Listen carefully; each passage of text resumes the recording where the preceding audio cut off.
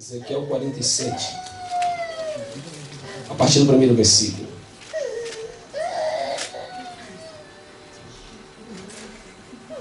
Quantos acharam Ezequiel 47, a partir do primeiro versículo? Amém. Então diz assim, a partir do primeiro versículo. Depois disto, o homem fez voltar a entrada do templo, e eis que saía águas de debaixo do limiar do templo para o oriente, porque a face da casa estava para o oriente.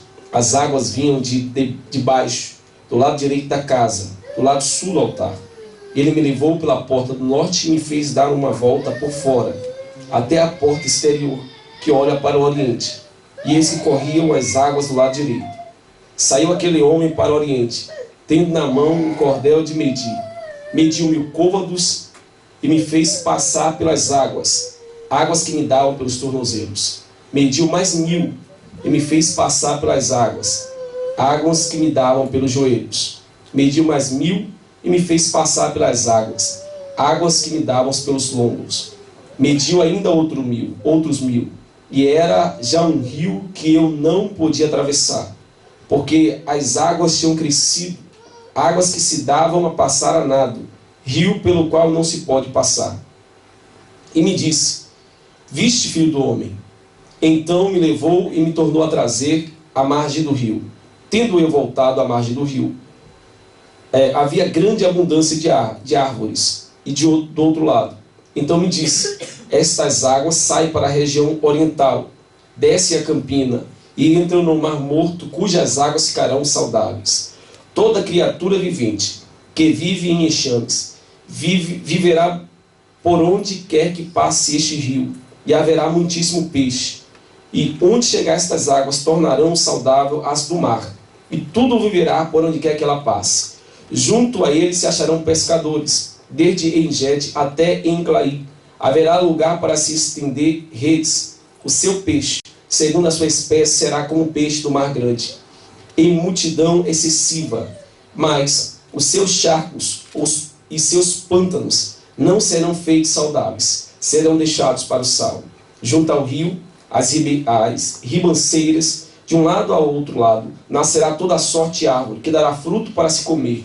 Não fenecerá a sua folha, nem faltará o seu fruto. Nos seus meses produzirá novos frutos, porque as suas águas saem do santuário. O seu fruto servirá de alimento, e a sua folha servirá de remédio. Amém? Vamos orar. Deus, em nome de Jesus Cristo, nós agradecemos pela sua bondade e misericórdia, por tudo que o Senhor tem feito e fará. Pedimos ao Pai que o Senhor dirija os nossos passos, guia a nossa força e nos conduza. Deus, traz ao coração destes jovens sede pela sua palavra, desejo de entender a sua vontade. Em nome de Jesus. Quantos podem dizer amém? Amém. Amém. Irmãos, eu reconheço que vocês devem ler, pelo que eu já vi aqui, vocês leem bastante a Bíblia. Amém. Para se dar oportunidade a jovens, é porque eles devem estar passando por algum tipo de discipulado. Amém. Então eu reconheço tudo isso. Sei também da profundidade que alguns devem ter, que a sua dedicação a Deus, e por isso conhecer a palavra de Deus.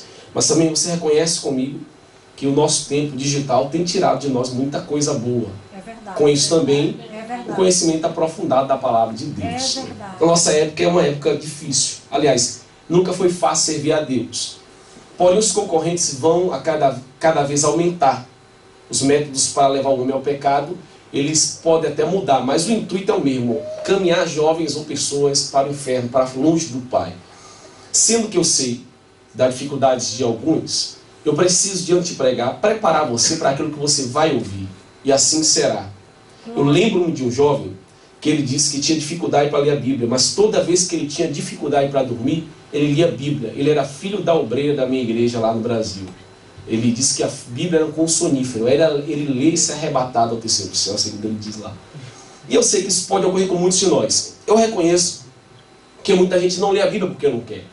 Lê porque tem dificuldades para entendê-la. E pelo processo que passa a nossa igreja, as pessoas ficam cada vez tendo a Bíblia como um livro, inclusive os crentes na igreja, como um texto antigo. E é verdade também essa parte, mas não toda. Sendo assim, eu reconheço que se eu escrever para você 3 ou 4 frases em uma rede social, seja Facebook, ou seja WhatsApp, ou seja lá o que for, Instagram, que é foto, você reconheceria os meus objetivos. Porém, se for ler um texto da Bíblia, você talvez não teria o reconhecimento necessário. Eu falar com você e perguntar o que é 1000 côvados, você certamente vai estranhar, e alguns vão até repreender, dizendo é coisa de Satanás, você pode dizer até isso. E eu sei que não é fácil. Por isso, a Bíblia, ela é um livro que ela atravessou a história para chegar até nós. E por isso pode ser compreendido. Por exemplo, você não consegue ler o livro de Salmos como você leria o profeta Ezequiel. E você não leria os evangelhos como você lê Mateus. Porque isso são chamados de estilos literários. Se você lê, por isso que tem gente que lê o Apocalipse e fica comparando com as coisas da internet e diz, está vendo, Jesus vai voltar. E vocês que acompanham a internet sabem que há muito tempo o número da besta era o www. Antes da internet era o código de barra dos alimentos no supermercado. E ainda antes, o número da besta estava nos papas e depois nos presidentes dos Estados Unidos. E hoje, o número da besta, eu estou um pouco fora, desatualizado, já não sei mais, mas já deve ter alguma coisa que é número da besta, com certeza. Isso porque as pessoas não percebem que a Bíblia tem um objetivo. Por exemplo, o livro que eu acabei de ler, você não vai conseguir entender ele se você não perceber o porquê ele foi escrito e onde é que ele está. Eu já começo a pregar, você só vai me dar aí 10, 15 minutos, tá certo? Você não vai entendê-lo se você não entender porquê e onde é que ele está localizado. Assim como eu não entenderia a sua conversa de Facebook com a sua melhor amiga, que é cheio de vírgulas, de carinhas, e hoje as pessoas já não escrevem mais imagens, uma casa, mais um futebol, umas bolinhas e tal, eu também não entenderia. Então Ezequiel está aqui na rede social dele com o pessoal de Israel. Por isso você não entende. Porque a conversa é de amigo, entendeu? Você não entende. Mas a situação é a seguinte. O livro foi escrito há mais de 2.500 anos atrás. Tem as suas dificuldades. Você não vai perceber assim claramente. Então por que Ezequiel estava a falar de águas? O que é que águas tem a ver com experiência com Deus? De onde é que você tirou a ideia que águas tem a ver com experiência com Deus? Perceba uma coisa. A situação é de calamidade. Ezequiel é um profeta. E ser jovem no tipo de Ezequiel. Ezequiel é um jovem profeta. Ser jovem no contexto dele é diferente do nosso. Ele tinha 30 anos de idade quando teve essa chamada profética. Isso é ser jovem. Ou seja, eu sou um pouco jovem na visão de Ezequiel. Você é bebê na visão dele. É diferente. Para ele, ele tinha 30 anos de idade. Iniciava-se o ministério de sacerdote aos 30 anos. Ele era da família de sacerdote. Para ser sacerdote, tinha que ser de origem de família de sacerdote. Ele era. E quando ele é chamado para ser profeta, entenda outra coisa. A função de sacerdote era uma função estudada, desde novo, de origem de família. Ele seria levado a ser sacerdote, já saberia disso. O sacerdote, além das obrigações com o templo, cuidar do culto, havia a obrigação do ensino. O sacerdote ensinava as pessoas a lei de Deus.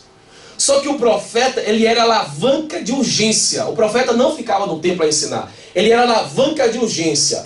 Quando as coisas estavam a correr mal, quem é que vinha? O profeta. Mas quando não estava a correr muito mal, o sacerdote ensinava a lei, a palavra de Deus. Mas quando as pessoas, sendo assim também os crentes do tempo, começavam a desviar da presença, vinha um profeta. O sacerdote era alguém querido, o profeta não. O profeta era alguém que as pessoas não queriam conta. As suas palavras eram geralmente, se não fosse um falso profeta, as suas palavras eram geralmente odiadas. O seu comportamento era repelido. E a sociedade não via um bom profeta, o verdadeiro, com bons olhos. Porque geralmente ele dizia palavras que não iriam agradar a sociedade de sua época. E assim sendo, Ezequiel foi chamado para proferir palavras que não eram benquistas à sua época. Por isso, ser sacerdote, entre aspas, seria mais fácil do que ser profeta. Porque a função sacerdotal já estava pré-coordenada na gênese do sacerdote. Por quê? Ele nasceria e seria tratado como alguém, olha, futuramente será sacerdote. Então ele já seria preparado em uma tal de escola sacerdotal. Só que profeta não. Profeta tinha a ver com um chamado exclusivo divino. Não havia uma, entre aspas, preparação para ser profeta. Ainda que existisse escola de profetas. Por isso, Jeremias, quando ouve, você é profeta desde o ventre, ele diz, eu não sei falar, é porque seria mal para ele. Ele também é de família sacerdotal. Então era melhor ser sacerdote, em certo ponto, a ser profeta. Só que agora, Deus não precisava de outro sacerdote. Deus precisava de quê? De um profeta, pastor.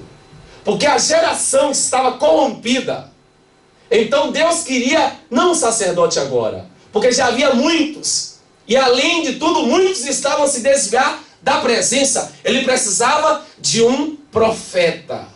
Então lá para 582, por ali, quando Ezequiel se levanta para ser profeta, para ser chamada por Deus, ele é levantado em um momento caótico da nação.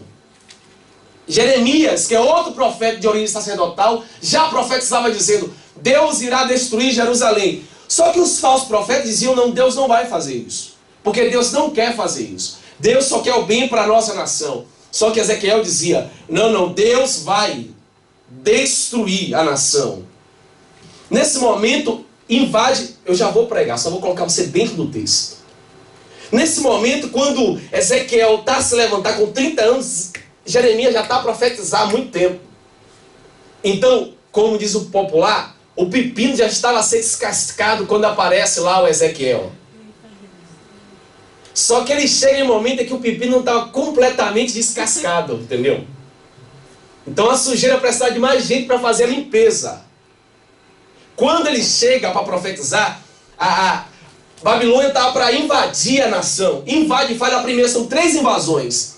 Quando Nabucodonosor faz a primeira invasão em Israel, ele leva alguns grandes homens de Israel, com ótimas culturas, e leva em deportação.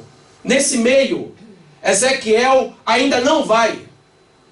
Mas na segunda, quando ele leva os principais, que Daniel já tinha ido, Ezequiel vai. Então Ezequiel não está profetizando na sua casa, que é mais fácil.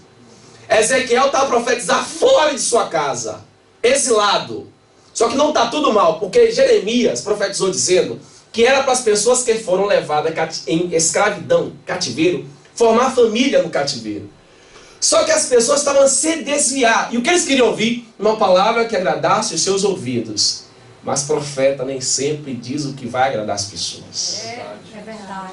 Aí, quando ele está dentro do exílio, ele profetiza do capítulo 1 ao 24, fala sobre o chamado dele e as profecias dele sobre a destruição de Jerusalém, que ainda não está destruída, mas está no processo. Jeremias em Israel profetizando sobre a destruição, e Ezequiel em Babilônia profetizando sobre a destruição. Porém, a palavra de Deus ela é iminente, ela vai acontecer. E não aconteceu ainda no tempo de Ezequiel. Então ele permanece a profetizar. Quando esse processo de vai acontecer, as pessoas começam a não acreditar. Aí surge o falso profeta. O falso profeta diz, é mentira, Deus não vai fazer mal a ninguém. Deus vai nos dar a terra de volta e Deus vai nos prosperar. Mas aí estava todo mundo andando errado. Jeremias capítulo 7 diz que as pessoas tinham uma crença de que só porque estavam com o templo de Deus, Deus era com eles. E eles não confiavam propriamente em Deus, mas na religião deles, no templo deles. E Daniel falou, vocês estão enganados. Porque Deus vai destruir tudo. E aí Ezequiel está lá e aí acontece a terceira vez que Nabucodonosor invade Jerusalém. Ele tinha colocado na segunda invasão um rei chamado Zedequias. Você não vai gravar tudo isso, mas a informação é necessária. E depois de 11 anos ele volta e invade, porque Zedequias se rebelou contra Nabucodonosor. Nabucodonosor invade, destrói e leva agora, não leva mais cativo, ele destrói e derruba tudo, inclusive o templo. Quando você vê Joel profetizar sobre a glória da segunda casa, é muito depois dessa época, porque esse templo aqui está sendo destruído. E agora Ezequiel está montando família na terra de Babilônia, não há mais tempo. Os irmãos em Israel estão destroçados, só os pobres e miseráveis ficou em Israel. A calamidade ficou instaurada na terra. Os crentes estão com a fé embaixo, porque eles se perguntam como é possível Deus usar uma nação ímpia para nos destruir. A fé deles está tão embaixo que eles não conseguem acreditar que é possível essa nação forte, uma nação que pertencia a um Deus que abriu o mar vermelho, ser destruída por Nabucodonosor. A situação, sabe aquela situação caótica em que você fala, não acredito mais em Deus. É essa situação que essa nação passa. Aí, do capítulo 25 ao capítulo 33, é profecia contra as nações estrangeiras. Do capítulo 34 ao capítulo 48, é uma palavra de restauração à nação que foi levada em cativeiro. E nessa noite, eu pregarei sobre restauração para uma nação que foi levada em cativeiro. Amém. Amém? Amém. Então agora eu posso começar a pregar. Amém? Glória a Deus. Pode ou não pode? Pode. Vou resolver esse negócio aqui, que a gente não pode ficar em cima do muro. Então é assim, irmãos. Nós carecemos de aprofundar nossa visão sobre Deus, primeiro. Porque nós podemos passar uma vida religiosa de engano, sem saber completamente o que é que Deus quer de nós. Por isso, é verdade a frase que os pastores usam quando diz: Deus quer uma geração de profetas. Porque a nossa época é uma época de calamidade da juventude. Os jovens estão cada dia mais afastados da realidade sobre Deus. E a época que se prega é que você pode ser cristão e ateu ao mesmo tempo. A nossa situação é tão delicada que é raro ouvir um jovem pregar a palavra de Deus. Nesse congresso, talvez seria, se fosse assim a vontade de Deus, seria até honroso aos irmãos que um jovem pregador, que 15, 16, 17, 18 anos, estivesse aqui a pregar. Mas por falta deles, eu sou a alavanca de urgência de Deus para vocês nessa noite. Glória a Deus. E Deus certamente procura pessoas que abram a sua visão acerca do que Deus quer para esta juventude. Amém. Amém, Jesus. A nossa época é uma época que necessita urgentemente de pessoas que decidam-se não pela cisterna rota, como diz Jeremias capítulo 12, versículo 13, mas que decida-se pelo manancial de água viva, como diz Jeremias. No início do texto que nós lemos, diz que quem chama Ezequiel é Deus. Deus fala para Ezequiel vir e ver o que acontece no templo. Agora perceba, esse mesmo templo, nos iniciais capítulos de Ezequiel, é o templo em que tudo que é tipo de coisa errada é feito lá dentro. Quando Deus dá visões no início do livro, diz assim: Ezequiel, vinha ver o que está a se passar. E ele vê pessoas da casa de Deus adorando a outros deuses. Então Ezequiel diz assim: olha que coisa horrível está acontecendo. Deus fala com Ezequiel: coisas terríveis estão a acontecer dentro do lugar onde foi feito para a minha adoração, disse Deus a Ezequiel. E agora esse aqui é um novo templo. Aí ele chama Ezequiel: vinha ver o que é que eu vou fazer nesse novo templo. E quando ele vai ver, no umbral da porta, ou no limiar, ou no batente da entrada da porta, sai uma água do templo. Quando Ezequiel vê aquela água, há uma fonte que jorra, mas Ezequiel não sabe explicar de onde é que vem essa fonte. Quando ele começa a observar a fonte, Deus chama ele para se aproximar e começa a dar algumas ordens a Ezequiel, para que ele se aproxime. E quando ele vai a chegar próximo, Deus leva Ezequiel, faz ele voltar, depois faz ele voltar novamente, e depois faz ele passar pelas águas pelo menos mais 3 vezes. E depois diz a Ezequiel: você está vendo o que está acontecendo aqui? E quando Ezequiel vê aquilo, Ezequiel começa a dizer: 1000 côvados é mais ou menos 475 metros. Então, somando as 4 vezes, Deus fez com que a água inundasse quase 2 quilômetros. E mostrou para Ezequiel que a fonte que jorra é inesgotável. Então, pelo menos 2 coisas você precisa enxergar aqui. Primeiro, o que Deus quer fazer com você. Eu não sei qual é o seu grau de experiência com Deus, mas o tempo de esperar pelos outros tem que acabar. Você é exatamente a pessoa que Deus procura como alavanca de urgência para uma geração que está em derrotada espiritual. Deus não vai levantar outro se está a ver você. Então se prepare, porque quando os sacerdotes começam a degenerar a lei, Deus levantará os seus profetas jovens para uma nação que carece de restauração. A sua casa, talvez nem todos tenham uma palavra de Deus, mas Deus tem lá um profeta que tem uma palavra de Deus para uma casa que precisa de restauração. E Deus fará fluir essa água primeiro na sua vida. Aleluia. E Deus te convidará a um processo de intimidade com Ele, que fará você enxergar coisas que nem todos verão. Glória. Então Deus primeiro levantará você, como fez com Ezequiel, e depois dirá: o que é que você estará a ver, Ezequiel? E quando você começar a enxergar que as águas fluirão, você perceberá que não são os homens. Não existia afluentes que lançava água sobre a fonte. É uma fonte que jorra da eternidade para o ministério de Ezequiel. Então não depende de homens em primeiro ponto. Depende somente de Deus. E na dependência de Deus é que essa geração será restaurada por Deus. O momento que você vive é de calamidade. E é por isso que nessa noite você está aqui. Amém. Porque Deus precisa de profetas que estejam corajosos e preciosos em sua mão para ser usada no momento da calamidade. Glória a Deus. Primeiro, calamidade emocional. Diversos jovens estão entrando em jogos emocionais que se cortam ou se matam. Cada dia mais a depressão aumenta. O número de pessoas cada vez mais novas a se matar. Cada dia que se passa, o desrespeito entre filhos e pais estão até mesmo autorizados por leis a aumentar. As emoções dos jovens estão a piorar devido à quantidade de informação que lhe é lançada e não digerida. As escolhas de nossa época estão sendo feitas pelas redes sociais e não por um jovem que pensa. Ele precisa de alguém que opine por ele.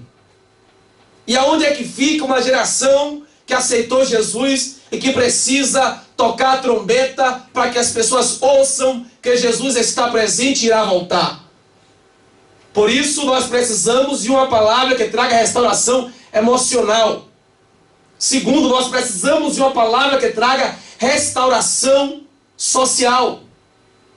A inimizade toma conta das pessoas e cada uma vive no seu canto. O mundo de hoje é que as pessoas se tornem amigas dentro do mundo digital e inimigas no mundo real. E cada dia mais as pessoas multiplicam seus amigos no Facebook, mas cada vez mais diminuem os seus amigos na vida real. Eles não têm intimidade com pessoas, sofrem por falta de demonstração de sentimentos, porque o máximo que ele consegue fazer é curtir uma foto e compartilhar uma imagem. Mais do que isso, já passou dos limites. A crise ela é social, porque as pessoas se apaixonaram por imagens. E a imagem não conta tudo sobre nós.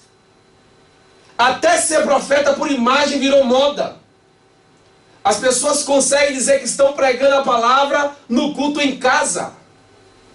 Os jovens se apaixonaram de tal maneira pelas novas tecnologias que se esqueceram que Deus está acima de tudo isso. Terceiro, a crise é espiritual. É verdade, meu Deus.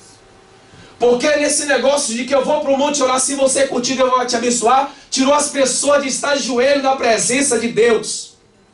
Meu Senhor. Você já não precisa ler a Bíblia. O pão diário é compartilhar as imagens. O pastor posta a frase, faz o devocional do dia, os irmãos compartilham. Se a igreja tiver 50 pessoas, 50 compartilhamentos e todo mundo está debaixo da graça de Jesus. Amém. A crise é espiritual. A voz profética está rouca, para não dizer que está muda. É verdade. Há uma geração que está encaixotada dentro de suas casas, sem intimidade e oração, sem conhecimento profundo de Bíblia e sem desejo de conhecer ao Deus verdadeiro. Eita, meu Deus, é verdade. Por isso, mais do que nunca, devemos deixar as fontes rotas e voltar ao manancial de água viva que jorra para a vida eterna. Amém, Jesus. Mais do que nunca. Amém, Jesus. Porque essa crise espiritual está exatamente como estava na época do jovem profeta Ezequiel.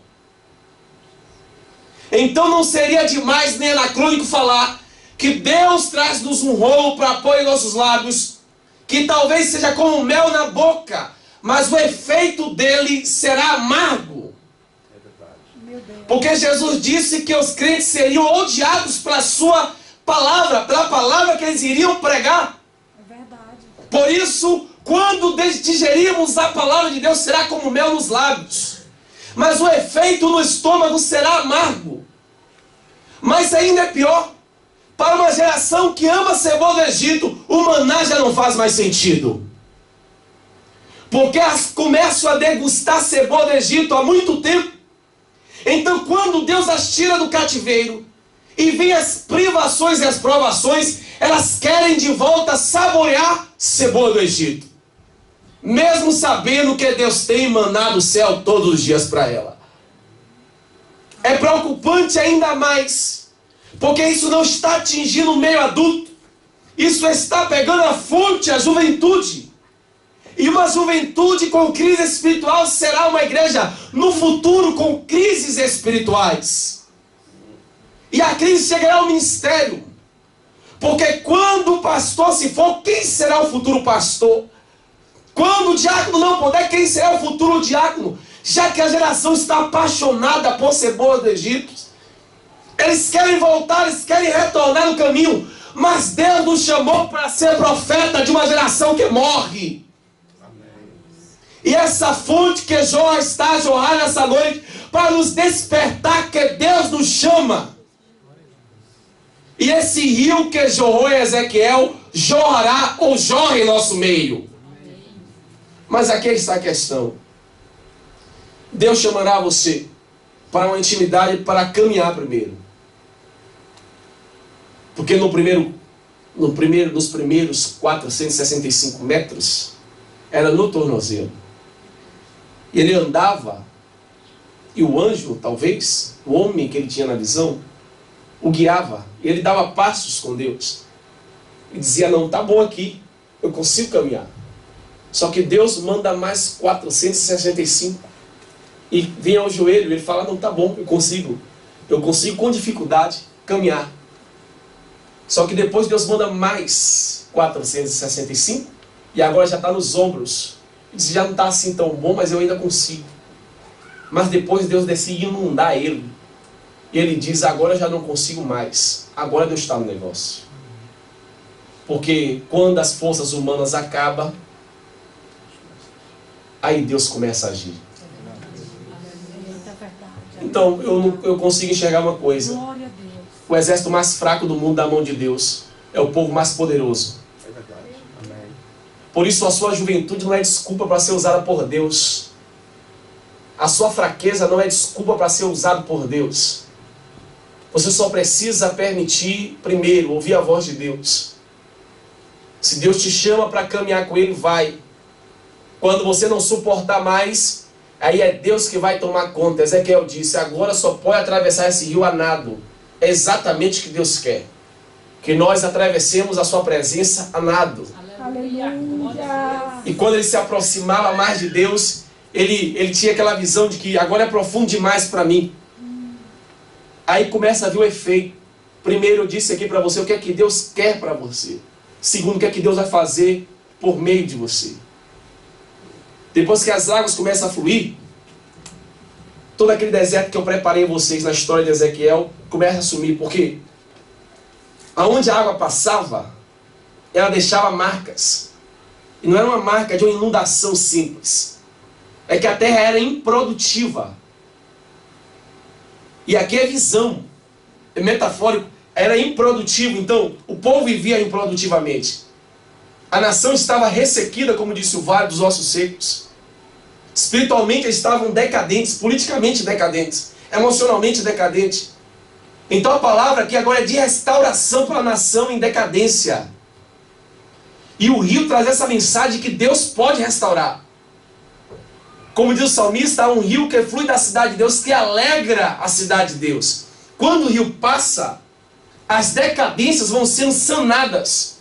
E aí ele começa a testemunhar, depois do versículo 5, que aonde o rio iria passando, aquilo ia voltar a ter vida. E duas coisas que faz muito sentido na nação Israel é pão e água. Porque às vezes o povo sofria com fome e outras vezes pelo deserto, falta de água.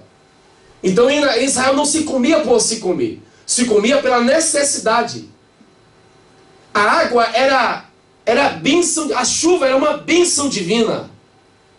Quando ele profetiza para os cativos de que é um rio de Deus que viria sobre eles, era um sinal de que Deus derramaria a sua bênção.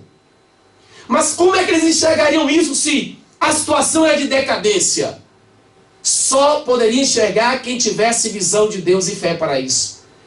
Então Ezequiel diz para eles: olha o que o rio vai fazer. Ele começa a proferir as palavras. Diz que as águas desciam a campina e entravam no Mar Morto. E o Mar Morto tornava produtivo. O Mar Morto é o mais depressivo e o mais salgado do mundo. Não há vida lá. É impossível. Só que, quando Deus quer, até onde não há possibilidade de vida, há vida. Glória a Deus. Porque quando Deus quer, tudo que não parece ser, será. É verdade, aleluia. Porque Deus consegue pegar um mar fechado, impossível de abrir, e fazer 2 paredes de água para que o povo passe. Deus consegue que moléculas de água se tornem pista para seus servos andarem.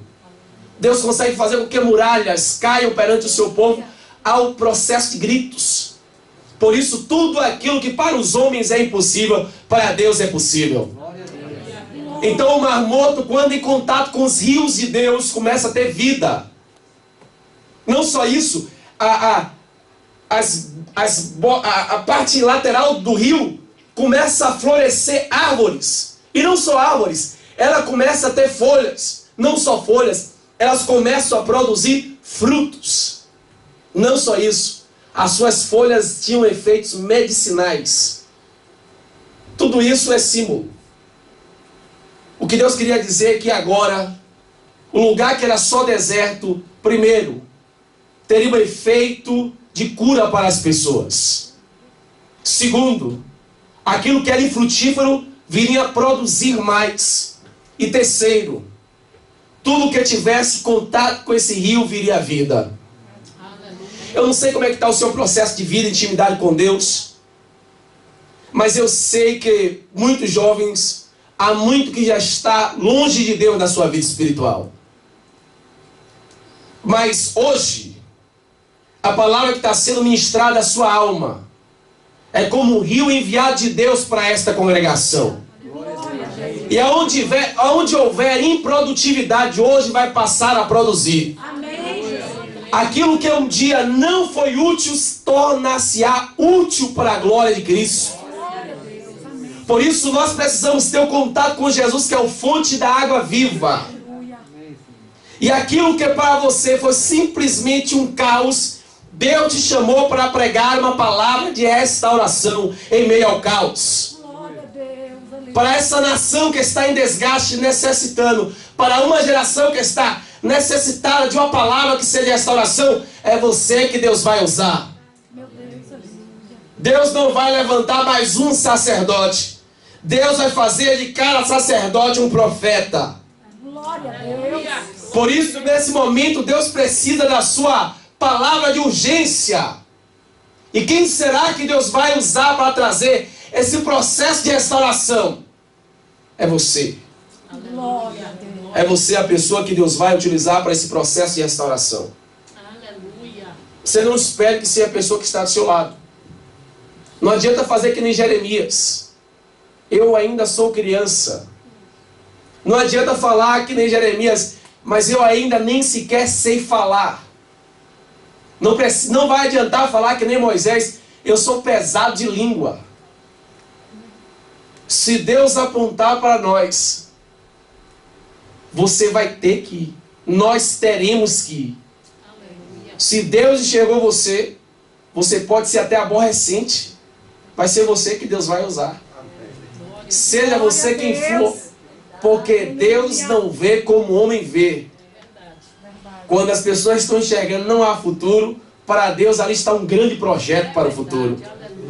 Então não adianta. É você a pessoa, é exatamente a pessoa que se enquadra naquilo que Deus quer para o futuro dessa nação, dessa geração. Por isso eu quero trazer uma palavra de que Primeiro, essa fonte de água é uma fonte de vida. Essa decadência de vida. Porque Jesus tem vida e vida é abundância. E tem pessoas que não estão a viver, estão a sobreviver. Adolescentes que vivem em suas casas depressivamente, só está alegre quando está no meio de pessoas. É verdade. Mas quando retorna à sua casa, não consegue viver. Mas a mensagem que eu trago hoje a vocês é uma palavra que dá fonte de vida. Glória a Jesus. Para você que não consegue nem sequer deitar à noite porque chora. A mensagem que eu trago hoje aqui traz fonte de vida. Glória a Jesus. Aleluia. Aquilo que há ausência na sua vida, Deus tem mais para te dar. Aleluia. Glória a Deus. Se você tem desejado a morte, hoje é dia de você desejar a vida. Pois a mensagem que eu trago é a mensagem de vida. Glória a Deus. Se houver algo que houver de morrer aqui, será a sua antiga esperança. Porque em Cristo a nova esperança vive e vive eternamente. A fonte que nós temos aqui é fonte de vida. Segundo Ezequiel, prega uma mensagem que é fonte de frutificação. Aonde quer que o rio passava, havia fruto. Meu Deus, aleluia. Não havia talento, havia fruto. Aleluia. Porque as pessoas estão trocando alguém que tem talento com alguém que tem fruto. Meu Deus, é verdade. Aonde o rio de Deus passa, não é para fazer alguém talentoso, é para fazer alguém produtivo. Aleluia. Glória a Deus. Pode ser talentoso, mas não quer dizer que é servo fiel a É Deus. verdade. Aleluia. Mas Deus não está fazendo que o rio flua em nosso meio para fazer mais talentoso. Deus quer que se faça produtivo. Amém. A igreja cresce com árvores que produzem frutos. Aleluia. E não com a igreja com pessoas cheias de talentos. Meu Deus, é verdade. Ainda que Deus conduza a sua igreja com talentos e dons, o que importa no grande dia é os seus frutos. É verdade. Porque chegar diante de Jesus e falar, eu sei, eu faço e eu fiz, não contará na agenda de Cristo. Meu Deus.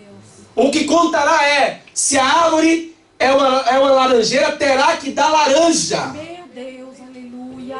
Então aonde o rio passa havia frutos. Glória a Jesus, aleluia. Mas tem árvores que só tem folha, e será no grande dia, quando Jesus chegar perante a figueira e ver somente folha, ele vai negar. Meu Deus.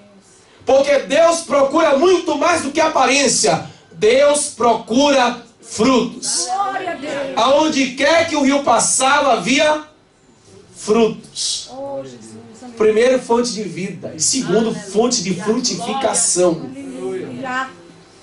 Se Deus entrou na sua vida, você é um adolescente, você é um jovem, você é uma pessoa obediente na sua casa. Seja quem for lá, os seus pais. Se Cristo entrou na sua vida, você frutifica na escola. Seja qual for a sua escola. Aleluia. Aonde quer que esse rio passe, ele faz com que se produza frutos. É verdade. Jesus disse que nós seríamos conhecidos pelos frutos. Pelos frutos seria conhecido a árvore. Meu Deus, é verdade. Quando o rio começa a passar, Ezequiel percebeu, agora há frutos. Então se eu chegar e proferir aqui, o rio de Deus passa nessa noite, mas durante a semana não houver frutos, é possível que o rio não chegou em algumas pessoas. É verdade. Porque aonde quer que o rio de Deus passe, produz frutos. Amém, Jesus. Você não amava antes, você passa a amar. Verdade. Você não conseguia viver em paz, agora você consegue. Porque aonde quer que passe o rio, há frutos. Aleluia. Amém. Você não conseguia desenvolver na sua família um bom relacionamento, agora consegue. Aonde quer que o rio passe, há frutos. Você saiu de casa em um grande pé de problemas lá, mas agora você vai retornar lá. E Deus vai te dar uma palavra para que você libere sobre a sua casa. Aleluia. Porque aonde quer que o rio passe, há frutos. É verdade. Então se antes você saiu de casa, isso aqui está um pé de guerra, você retornará ao pé de guerra e vai profetizar um pé de paz lá dentro também agora. Porque onde o rio passa, pastor, há frutos. Verdade. Aleluia. Por isso, Deus é o único que pode olhar para o deserto e falar, eu vou fazer nascer planta frutífera. Isaías diz que aonde houver deserto, Deus derramará o seu manancial e produzirá frutos. Então não vai adiantar você falar, mas ali não tem jeito. Tem sim. Na mão de Jesus o coxo anda, o surdo ouve, o mudo fala, e até para os pobres é pregado o evangelho. Então tem jeito sim. Aleluia. Aonde quer que Deus venha inundar com as suas águas, há jeitos. Aleluia. Então você vai retornar àquela terra seca, e você não vai mais chamar a terra seca de endemoniado. Isso é mal. Você vai dizer abençoado por Deus. Você não vai mais dizer, não, Deus possuiu a minha família, não possuiu ninguém. Para com essa conversa. Deus é que possui as nossas casas. Você retorna lá e você vai proferir a palavra dizendo, olha, eu ouvi sobre um Deus onde manda o rio e me convida a entrar nele. É onde quer que esse rio vá, produz frutos. Então hoje nessa casa, pode ser o deserto que for, Deus entrou nela. Glória a Deus. E a partir de hoje eu não aceito mais árvore seca. Aonde quer que Jesus tenha contato, produzirá frutos. Se Deus entrou em contato com a igreja aqui em Suíça, Lausanne, há frutos. Amém? Amém. O pastor estava dizendo, eu cheguei aqui, só tinha um e tal. Mas aí um dia o pastor conheceu quem? Um Deus que produz uma água que produz frutos. É impossível o crente mais fraco se dobrar diante do rio de águas vivas e não produzir. Terceiro, já a finalizar. Essa fonte produzia cura. O final do versículo diz que as folhas eram medicinais. E aqui eu não vou mais longe. Antigamente nós não tínhamos muita conversa de que a doença do século são as doenças emocionais. Se tem alguém que ganha dinheiro é psicólogo. Ele senta e você senta do lado, você fala os seus problemas. E nas teorias deles lá, às vezes corre bem e muitas vezes não corre. As pessoas estão ficando depressivas, as crianças com 6 anos de idade. Na crise que houve econômica, eles ficaram depressivas. Se ela recebe um não do carrinho, a casa cai, né? A casa cai. Chega na adolescência, se não combina o sapato com a blusa, pronto, a depressão entra lá. E hoje os jovens são cada vez, nada contra, metrosexuais. Então se o cabelo não vai bem, é possível que ocorra doença emocional. E as doenças emocionais entraram de com força da juventude. Aí vem jogos como Baleia Azul, onde o camarada tem experiência na morte. E aí passa o tempo e uma nova moda. São adolescentes a se cortar porque não conseguem produzir emoções boas para a vida. Então se corta para sentir a dor e se sentir mais satisfeito momentaneamente. As doenças emocionais tomam conta dos lares, aonde as pessoas podem comunicar e sorrir, mas está doente. E depois vai para um casamento doente e desconta o seu desequilíbrio emocional dos pais no marido ou na esposa, porque não foi curado na sua casa. Aí ele vai dormir, sai da mesa às vezes a sorrir, mas quando chega no seu quarto, aquilo é tenebroso, porque os maus pensamentos o acompanham continuamente na cama, e depois segue-se ali pesadelos e mais pesadelos. Na escola existem abusos emocionais que tem levado um grupo de jovens até os psicólogos, aonde não há solução. Jovens que preferem ter 1 bilhão de amigos no Facebook, mas não faz metade de um amigo na vida real, porque estão doentes emocionalmente. Mas a mensagem que eu prego hoje, terceiro, também é fonte de cura. Amém. Amém. Glória a Deus. Jesus disse, quando ele falou assim, lá em Lucas, ele disse que ele era um médico. E se Jesus é médico, eu acredito que Deus vai nos curar nessa noite. Amém. Finaliza aqui dizendo assim, o rio que fluía, primeiro produzia vida, segundo produzia frutos, e terceiro produzia cura. Se esse rio flui nessa noite, primeiro ele produziu vida, segundo ele produziu frutos, e terceiro ele irá produzir cura.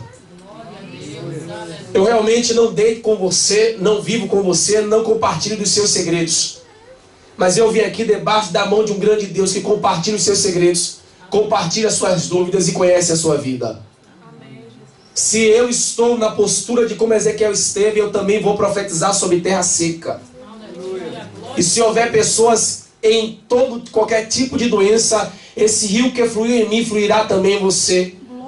E seja qual seja a situação do seu coração, eu acredito poderosamente que Deus irá nos curar nessa noite.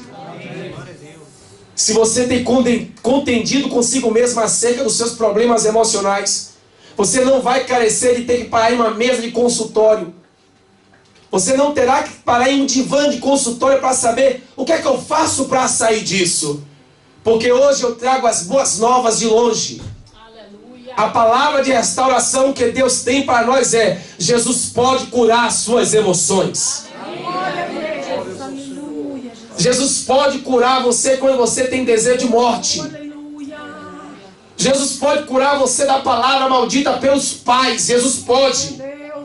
Jesus pode sarar você daquela palavra dita pela melhor amiga que traiu. Jesus pode curar você da palavra dita na escola que te abateu. Deus pode curar, porque eu prego. Ele é fonte de vida. Ele é fonte de cura. Então você não vai sair daqui a barganhar com a morte. Não, eu quero... Não, você não vai querer, hoje não. Você não vai passar por essa porta dizendo: não, eu retornarei, depois eu estarei sozinho no meu quarto. E vai voltar, não vai voltar nada, porque nessa noite flui um rio. Raço plafom da cama da rácia. Há um rio que flui nessa noite aqui, meu pastor. Raico plafom manda ser. Então você vai sair daqui regenerado, inundado pela graça de Cristo. E se você tiver que chorar, você não vai chorar pelas dores da amargura que se passaram. Você vai chorar de alegria na presença de Deus. Você vai chorar de renovação pela restauração que Deus produz em tua vida. Porque eu sei que Deus tem fonte de cura para nós. Então esse rio que fluiu Ezequiel é fonte de vida, é fonte de frutificação e é fonte de cura. O poder de Deus não é só para falar em línguas estranhas, pular, não, é para nos fazer sarados. Quando Deus falou que eis que tu se fez novo, é tudo. É verdade. Não é parte sim, parte não. Se tu se fez novo, é palavra de Deus, é tudo. É verdade. Quando ele diz que a vida é nova. Glória a Deus. E quando ele diz que esse que tu se fez novo, é tudo se fez novo. Então essa bagagem que você traz da consciência era do homem antigo. Era daquele passado que você deve esquecer lá atrás. Porque Deus também tem uma palavra de restauração para os cativos. E se você vive em cativeiro emocional, isso é coisa do passado. Porque para hoje a palavra é: Deus tem fonte de cura para nós.